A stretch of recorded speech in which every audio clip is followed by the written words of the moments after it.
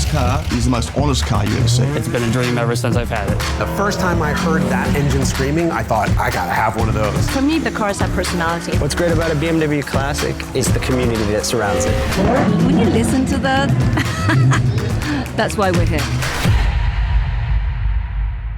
Welcome to Classic Heart, the BMW Group Classic podcast. My name is JP, and today we will record the last podcast of this year. And let us say thank you all for those who subscribe to our channels and listen to our little podcast. Without you, the podcast would not be there. So thank you again.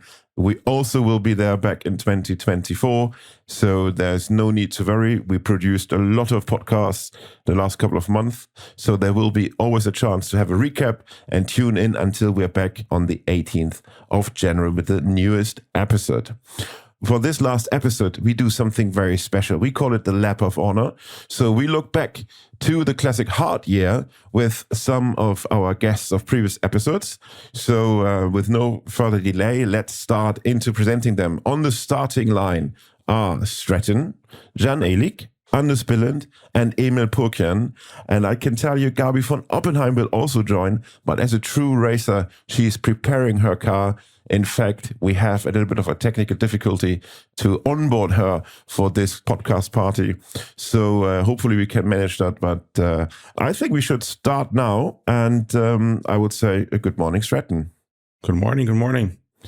From Istanbul, we have Can with us. Hello, merhaba. And of course, from good old Hamburg, Emil. Moin, moin. That's the right one. And our real Danish dynamite, Anders. Anders doesn't say too much. He's Danish. They don't speak too much. I'm trying. Am I here? You are. And I would like to kick off with a question to Can. Looking back at this year, what was your highlight in automotive terms? Well, I think, as always, Villa d'Este Concorde Elegance was the automotive highlight in terms of static shows to go, because I also turned it into a little road trip. So we were 3 cars, drive all the way from Istanbul to Como, which was very nice, and then continued to Munich. It was amazing. And at Concorde Elegance, my favorite moment, other than seeing you again, obviously, was seeing the E46 M3 Touring concept in person. Wow. That was a holy grail car. I always saw the pictures before, but never in the flesh. And then that chrome shadow paint and the first M3 Touring was really like a showstopper moment for me. You and your wife did a real road trip out of this. So how long did you drive?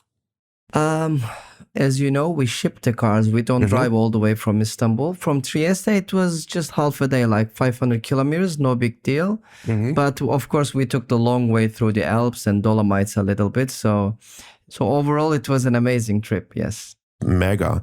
And I'm happy you mentioned the Concorso d'Eleganza Villa d'Este, because this is where we all met this year. So I met Sreten. Emil, we met there as well. Exactly. You were more on the Villa Erba side, on the young side of the Concorso.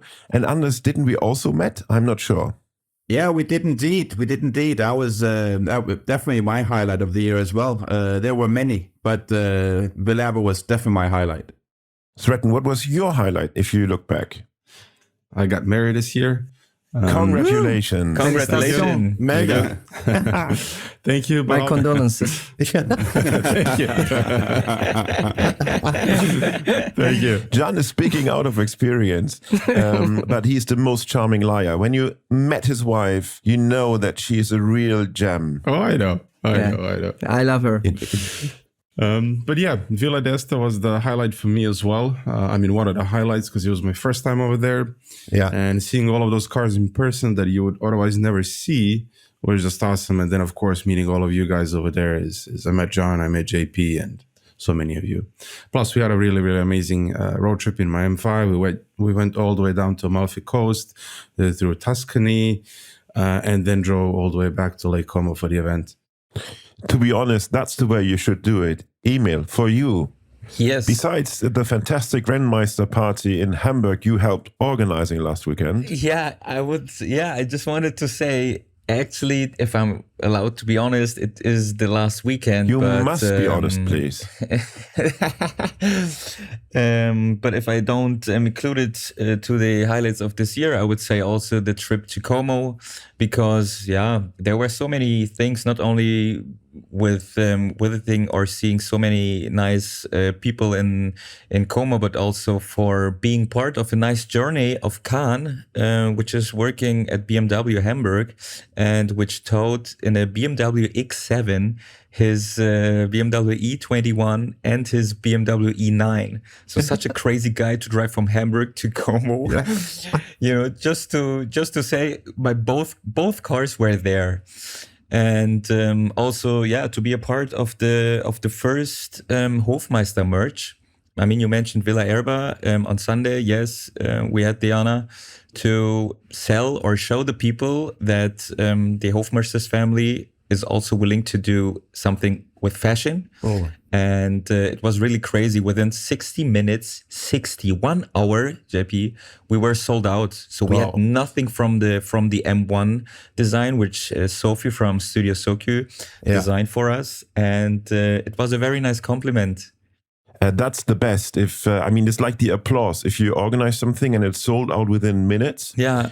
And I love it that so far the highlights are always connected to the brilliant event in Lake Como, because it shows also that it's much more than just a show of expensive old cars. And I think everyone involved at this time tries to make it even more open and more exciting. And I think they're on a very good way. Anders, what was your highlight? I mean, before you answer this, we have to mention that just recently before this recording, your company sold a Ferrari 250 GTO or 330. Some say so, some say so. To be also a bit controversial here, for 50 plus million. For me, the whole year has just been fabulous. Yes, the 250 GTO is obviously a highlight for the company, and it's special to be part of that team. But personally, I don't know. I mean, Le Mans was amazing. The 100th year anniversary. I really enjoyed that. That was good fun. I was there both at Le Mans Classic, celebrating it there, and then immediately after at the actual Le Mans celebrating the 100th year. So that was special. But I have to say, actually, being at Lake Como for Villa d'Este and Villa Erba was my personal highlight as well, simply because of it was a career highlight for me. I had the Aurora collection, the Swedish collection of 14 cars down there. Wow. Which was, 14 cars, they ended up selling at about 25.3 million euros for 14 cars. That was, to be part of that whole experience was just off the charts. It was amazing. This brings me to another point that sometimes circles around my head, because the things we love have a certain value. It doesn't matter if it's a 250 GTO, if it's an Alpina or everything. It is really valuable things. And I have the fear that the factor money is too important, or let's rephrase that we reduce the things we love to the money factor. What do you think about that? Of course it is. There is an element of investment in it as well. So you can't discard that, of course not. But at the same time, I must say that the people I meet in the industry, even though it is an industry and even though it is investments, I have to say the people I meet, the vast majority of them, they are true. They're true enthusiasts, just like you and I and everybody else in this podcast. Yeah. Some of them just have more money than I do, and they get to play with more expensive toys, but they love them for what the cars are. They love to drive them. They love the history just as much as all of us do. What do the others say? I lost the registration papers of all my cars. I can't sell them. That's what I tell my wife. I couldn't care less if they go up or down. Honestly, when they go up, it's more stressing me. I like to remember the price I bought them for. I drive their wheels off, and after COVID, I realized that our tomorrow is uncertain, so enjoy every day. Yeah, we are blessed to have such nice cars, and I don't see the point. Except if it's a 50-20 million thing, then it's a whole different thing. But I don't understand a drivable car not being driven. That's just my idea. That's just the way I look at it. I'll drive them as long as I can. I'm happy for everyone that can afford this kind of valuable car, but does it really make the difference in the enjoyment? I don't think so. I enjoyed my first car, a Golf 2, when I was 18. Yeah. I still enjoy it because, as you know, Yeah, I you have do. also a Mark II Golf, which everyone is calling tomato because it's so red. It's a true Ferrari, yeah, the 1.3 liter Ferrari with 54 horsepower. Mega. I was talking about the values of the cars I work with in the industry, and that's all very exciting. But I totally agree. I mean, after a day with €1 million classics, there's still nothing better than jumping into my old BMW 2002. In orange, right? Gorgeous And color. That's never going to be a €1 million car, obviously, very far from. And I don't, and sort of like John said, I don't really want it to be either, because it's so much more accessible and enjoyable to use it without the stress of it being high value. I just like driving it. And Sreten, I think you rescue so many cars. I mean, the amount of man hours you invest in each of your projects is priceless, unpayable, right? He is BMW Red Cross. Yeah, exactly. Pretty much. If you have an electric BMW, send it my way. Yeah, exactly. But yeah, I'm similar to John. I like to drive the wheels out of my cars, and obviously I'm aware of the value of the car, but I buy them very cheap to begin with. For example, with my Project Chicago P9 B7, I bought it very, very cheap. But by the end of it, the car was simply way too nice for me to use it. For example, that was one of the cars that I wanted to take to Villa d'Este to my road trip to Italy. But given the parking structure and how parking normally works in Italy, I just felt, no. So instead, I took my E60 M5 that has over 250,000 kilometers and 50 different shades of gray on it, and had the great time because I didn't worry about a thing. I could park it wherever on the street. If it's going to get a dent or scratch, I don't care. The car is perfect mechanically. The interior is perfect. That's all I care about. And then I can use and enjoy the car to the fullest.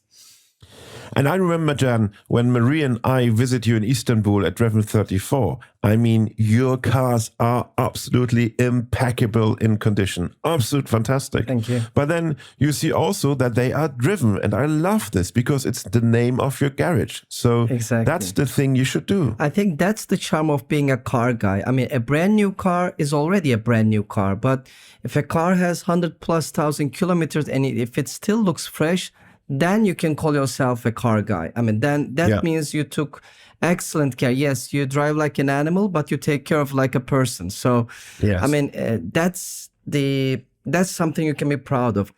You're making me proud of the 340,000+ kilometers on my BMW 2002. It's not just miles; it's miles per miles. So Absolutely. it's irreplaceable. So I think that's a Turkish Airlines claim, by the way. And he is so smart. His patriotism is unbeaten. Well, okay, yeah, true. The 340,000 kilometers that I have on my O2, I mean, sure, it's high mileage, but actually that's where the value lies, isn't it? For me, anyway, because it's every kilometer has been a pleasure. Likewise, there's a story to tell, and there's memories with the car and where I've been, and other people enjoy polishing their car. Other people enjoy looking at them, or other people enjoy working on them. I'm sure you do, Sreten. You work a lot on the cars, and I bet you get great enjoyment out of that as well as driving it. So there are many ways of enjoying the cars, and I think every way is valid in its own right.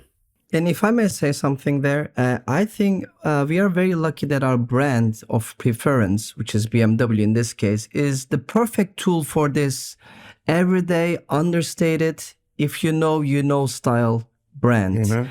I mean, I'm sure the reason I chose BMW also helps with my drive it like you stole it mentality. If I had an exotic Italian or a fancy 911 with wings everywhere, I wouldn't maybe be this relaxed about driving it everywhere. But BMW is just so good for this. Even the fanciest M cars are at the moment in the if you know style appearance. Yeah. They are not shouty, which helps you to use them more. Just my experience. Correct, especially the old models. When I drove my E60 M5 in Italy, I didn't get recognized once. It just looks like an old 5 Series. Like no one knows what it is. And I love that. It's like a monster in disguise. Yeah. And people who know is like, oh my God, it's this, oh my God, it has even a manual gearbox. Oh my God. Once you know, you know.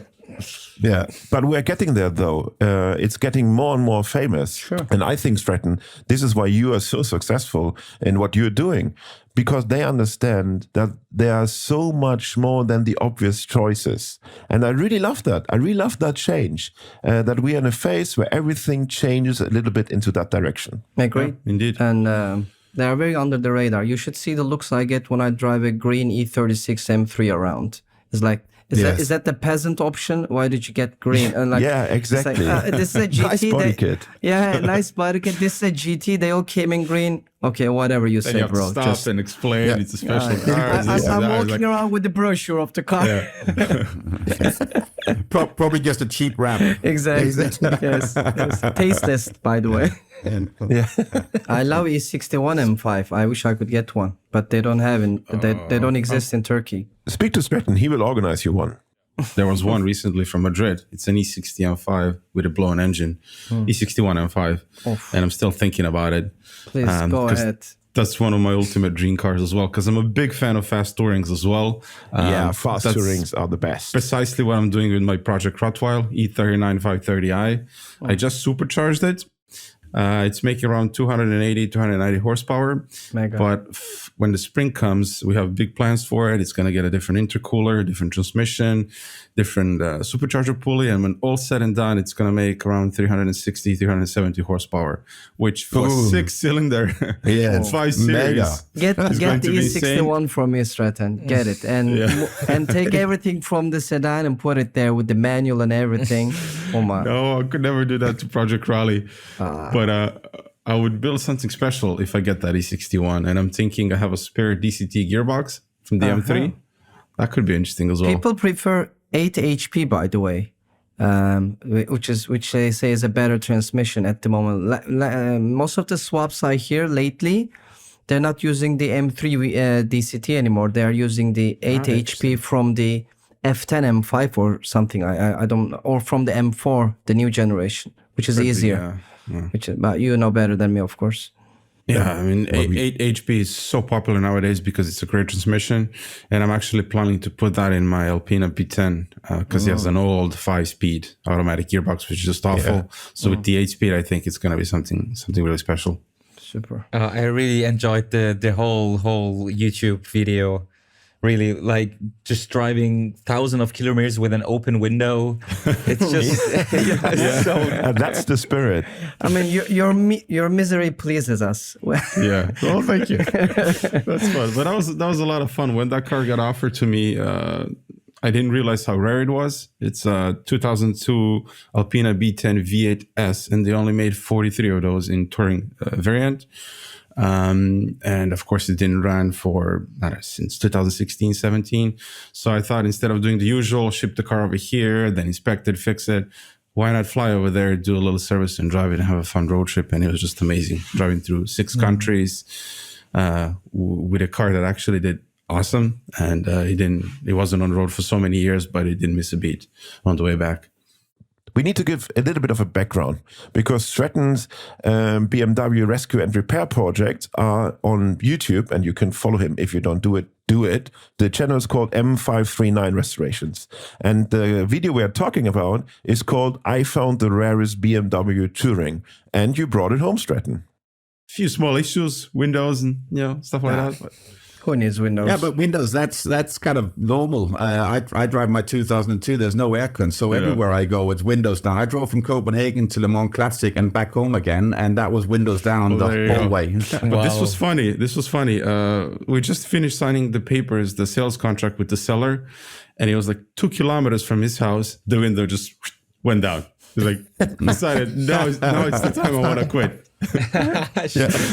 I'm done. I mean, the windows down thing, to be honest, is really, really a philosophy. Because I have friends who if I just open the window just a little bit, they scream at me, put the window up, I have aircon on. And also the looks that I get when I have a rental in the US driving with an open window, they think, okay, that chap, definitely not American, not from the US. Windows down or windows up? What kind of drivers are you? Definitely windows down. I'm option C. What is option C? Sunroof tilt. Actually, I use it quite often like that on my E60 M5 when I'm on the back roads because I can hear the engine noise more. That's exactly. This is what I wanted to say. Okay, spill the beans, Sreten. It's just us here. If you drive through the Alp tunnel, it's I mean, you can't drive through the Alp tunnel without windows open, and revving the car up to 6, 7, 8,000 RPM. Yeah. On the CSL, I put the windows down. I mean, on that car is with the airbox, I have to. So we spoke a lot about celebrating car culture, and I mean, are we not overwhelmed by the amount of events that get added to our calendars year by year?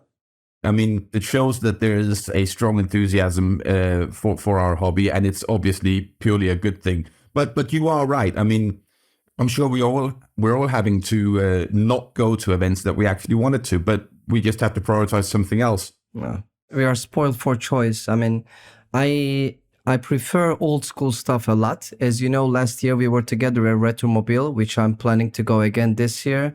And then there's SN Classica, Villa d'Este, Goodwood Festival of Speed, Montreux Car Week, Rensport Reunion. I mean, we are truly spoiled for choice, and not to mention the little cars and coffees in between. So, and now that we have the winter stuff, this ice race, Ice and Morris. So, do you have also these kind of events in Turkey? Yeah, we do. I would really love to come over one time, just to Turkey. Anytime. I mean, this goes for all of you. You are more than welcome. And my cars are your cars. Just come and enjoy them. I mean, thank you. I personally host car events as well, just once or twice a year, no big deal. But people are really active, and car guys are really active here. And you're all welcome. It's beautiful. Please come whenever you like. Maybe we do a classic hard road trip. In a sense that would be fantastic. That would be amazing. I'm in. Let's see if we can. I would be honored to host you all or anyone else. And please make it happen. JP, that's on you. You started this. Okay. I will. Putting this together Absolutely. now. Okay. Absolutely. For those who missed the episode with John, we spoke about his car club called Driven 34, where the BMW community of Istanbul meets and where he also hosts amazing events. You should check it out. And Emil, you also created a very successful event series under the name of Emil's Garage. So the events are called Sundowner and take place at spectacular locations. Last year, it was the container depot of Hapag-Lloyd in the Hamburg port. What is your perspective on upcoming trend of, let's say, community or fan-organized car events? Actually, I'm right now in a position where I feel really lucky because when I entered the whole car world 2 years ago, there were always the same guys who did these events. And if you look in 2023, I think every one of us could go every weekend to an event. So it's so crazy how every city is pushing, his own community and wants to bring everyone to come over. And for me personally, it went a little bit too fast, too big, because when I remember I did my first Sundowner in 2021, I got from the government, from the city of Hamburg, the approval to do an event for 250 people. So, and if you do an event for 250 people, it's much more easier to find a fitting location. 1 year later, 2022, I was able to put that amount up to 500 people. So it was already, not every location has the fitting, because if 500 people come, you have to calculate minimum the half of cars, so 250 cars. And this year, we doubled again. We had 1,000 visitors and nearly 400 cars, even when the whole day was raining, you know. And now I'm getting really into trouble because next year I told myself I don't want to make it bigger. I just want to keep the maximum amount of 1,000 people, because if it's too big, then it's really hard to have the special feeling, you know? Yeah. And also for me and the team, it's such a big logistic amount of work. I really can't handle it. I mean, this year I had 25 team members. And if we go next year to 2,000 people, how should I do it with 25 people? I mean, it's not a lot if you think about 2,000 people are coming. But on the other hand, you want to enjoy anyway. Yes, exactly. I want to enjoy. Yeah. And I found out this summer I couldn't enjoy. Only my guests. That was thankfully super nice. But what I really enjoyed this year was the last weekend, the project we had, JP, with our friends from Jägermeister. We had nearly a little bit more than 250 people, guys. Yeah, and it was just good perfect. size. Yeah. Everyone could party. It was like a house party, you know. You're seeing your old friends again, and all the people came over, even people from Italy, from the other cities which built the same community like we do in Hamburg, like the Heizer Club from Stuttgart, the BMW guys, the Hofmeister guys from Munich, the Vehicle Flitzer guys, Petrosurf from Sylt. It was just perfect. Keep it small to keep this family feeling at an event. I think that's very important. I mean, Sreten, do you remember when we visited the Thresham event in Munich a couple of days ago? We had the time to speak for an hour because it was so relaxed and not too big. Even Villa Erbe is a bit too big, in my opinion. Yeah, I was just about to say that's what's good about smaller events, let's say, because you can actually catch up with people. You have time to stand and look at the car and, you know, meet and greet everyone. Yes, the cars are the starting point. Cars are amazing excuse, but it's all about meeting new people, adding new friends to new cities. I mean, at least for me it is. I mean, I enjoy road trips very much because I like to stop on the way to the people I met. For example, there is maybe a city that I heard before, but I never had any reason to visit. But if I know that Sreten is there, I'll stop for a lunch or something. It becomes an excuse to discover new places. And so that's why I enjoy it very much, meeting new people. You might not have noticed, but we will tell our listeners the truth. We've just lost Anders. He disappeared from our online studio. He was probably bored. Now he's back. Welcome, Anders. Thank you. I had a bit of a blackout there, but I'm back again. He just sold another GTO and came back. Yeah. Of course. The moment you left, we started talking about you. And Emil said, actually, oh man, I didn't know he owned all these RM Sotheby's cars. And why are they not called Anders Bilidt, actually AB cars? So also for our listeners, Anders works as car specialist for the world famous auction house RM Sotheby's. Unfortunately, the $1 million cars he sells do not belong to him. Disclaimer. Oh, I wish. If only life was so sweet. But I do at least get to play with all those lovely cars, which is pretty good too. I don't complain. And now it's actually like being on a racetrack here today, because Gaby von Oppenheim, one of the most prolific female racing drivers in the classic motorsport, has now solved her technical computer issues. And so to speak, she left the pits and is joining us on our lap of honor. I'm so happy for you, Gaby, that you didn't give up as in racing. So welcome, Gaby. Oh, that's very kind. And I'm very sorry with this modern technology. I think that's why I race all cars. It's just much easier. Wise choice. Yeah. Wise choice. It's the mechanical world is mine, not the... Gaby, like everyone in this lap of honor, shared what was the highlight in the year 2023 for them. And I would like to give this question also to you. And I guess it was racing at the Le Mans Classic, the 100th anniversary, right? Thankfully, I had applied with 2 cars. I'd been invited to race a little Lotus. And of course, I went there with my French icon, the Alpine A210, which is a car that was originally built to race the 24 hours of Le Mans in the really, really small class. And to me, it's really one of the most beautiful French racing cars. They really have a magic of their own. And my car looks like a dragonfly. It's very small. And it's very hard to imagine that this car actually did the 24 hours, racing for 24 hours. And of course, biggest Le Mans replica, my car breaks down. So I couldn't really race my car there, but I could race another Lotus, and and I think it's just very important to be part of the races, because to be on this legendary track with other amazing cars is just like dancing with film stars when they're still young and juicy. What a lovely analogy, I have to say. And I think if we speak about young and juicy, we should also speak about Jan, because I think Jan is one of the few this round who has some racing experience. Is that right? That's the most unique transformation. Young and juicy, and you cut to me. I'm spoiled. Okay, I'm married for 11 years, but I take the compliment. Okay. No, just to say, I'm just from referring to the point of that. I think, and correct me if I'm wrong, guys, but Sreten, Anders, Emil, and myself, we're not real on the racetrack, aren't we? I've done a little bit of hill climbing, but that doesn't really count, does it?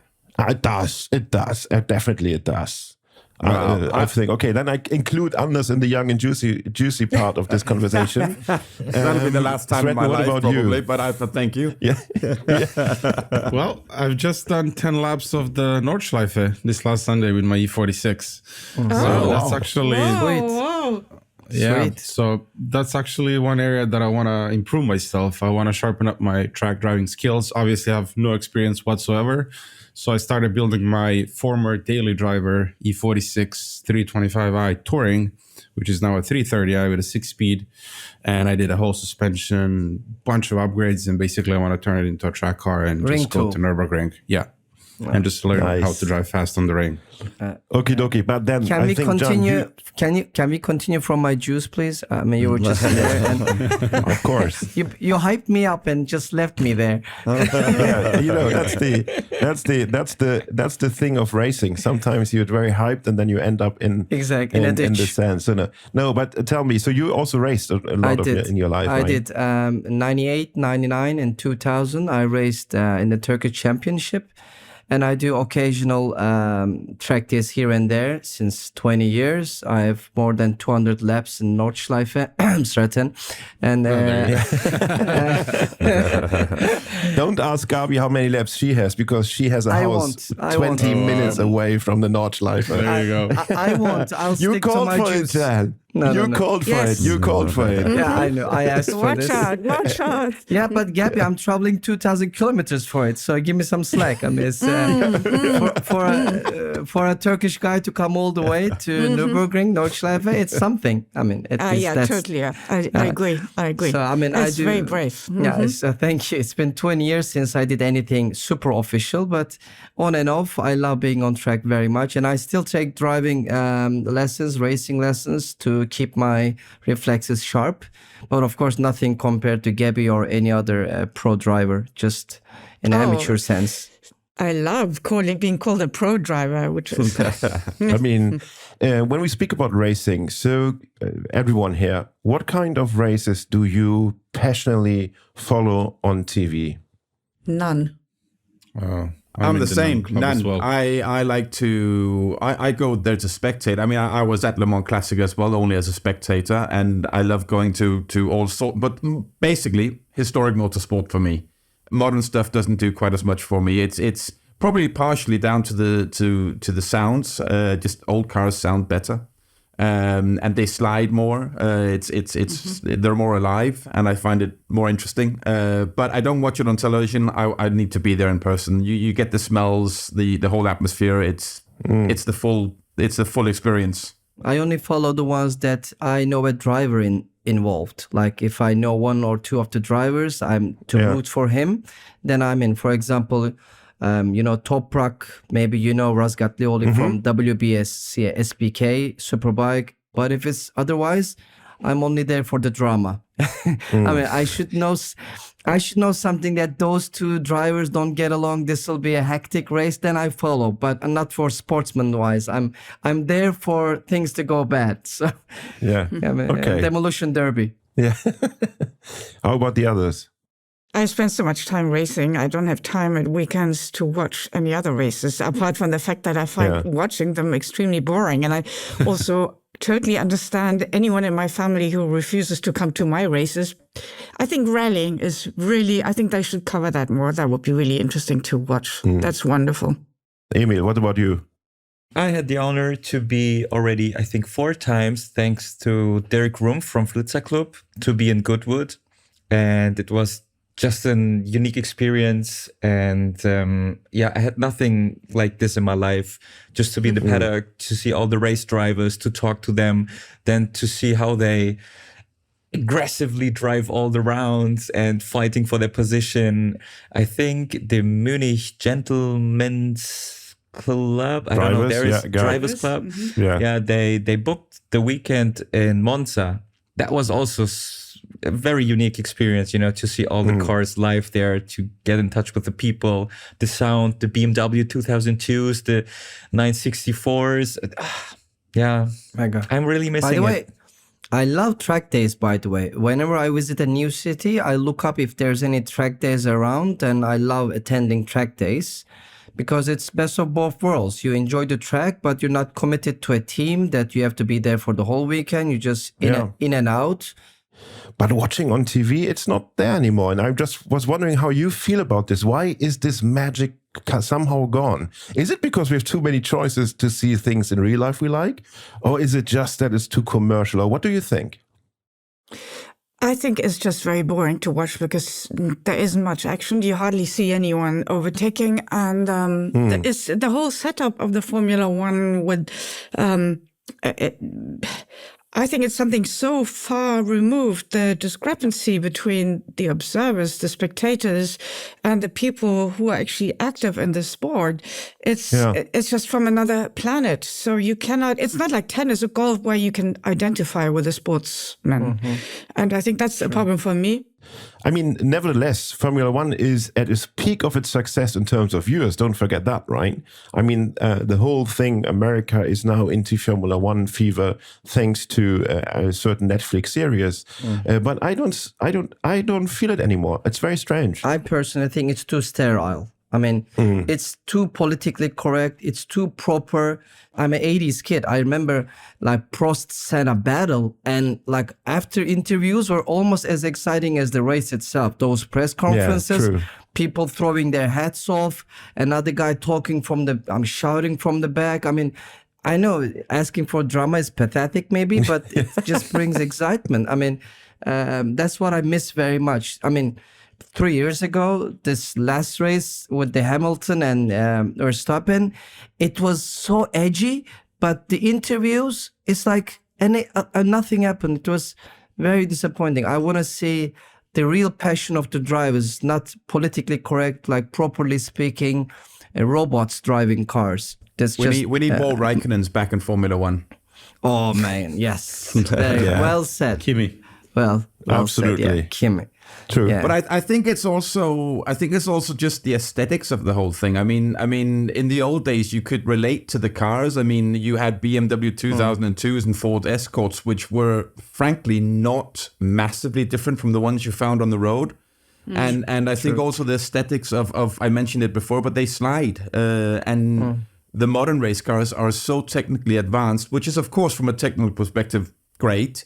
But it makes it look boring when you watch it because they are just perfectly balanced and they're not moving about much. Whereas the historic race cars, the older race cars, they move, they slide. You can sense and see the speed even without being behind the steering wheel. Yeah, it's become almost digital. Yes. You don't know, is it? Yeah, very nice set. Is it real? Totally. Exactly. And Sreten, you, besides doing your turns on the Nürburgring, I heard that you want to become the next drift king. Is that right? Well, definitely not a drift king, but just learn how to drift. For example, Jason Camisa and Robert from Heel and Toe Blog, they're my inspiration. Their car control and how they drive, how they're smooth and how they can take the corner so smoothly and get out of the drift so precisely. That's something that I wanna learn. Yeah. Actually, on Friday, I'm heading out for a drift event on Circuit Meppen up north of Germany. Full day of drifting. So nice. I have a nice. confession there. I cannot drift. No. Welcome to the club. I just can't. Not able to. I'm all about taking the perfect line around a track, and all my years of track days and being a track day instructor and the little bit of hill climbing I've done, it's always about the perfect line, and I cannot drift for the life of me. I've tried. We I'm have just to not very fix good it, at it. Anders. Just come here. I guess Yeah. it's just not my thing. I just can't do it. It's The same with me. I'm with No. you, Anders. You I'm can with you. both do waltz and break dance. That's fine. yeah. Yeah, I guess. Yeah, I don't know.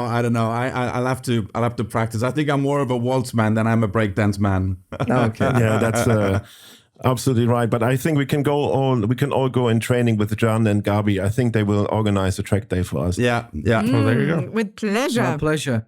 I mean, what a fabulous idea for the year 2024. And really, this podcast shows how it should be. Friends with the same passion, sitting together, talking.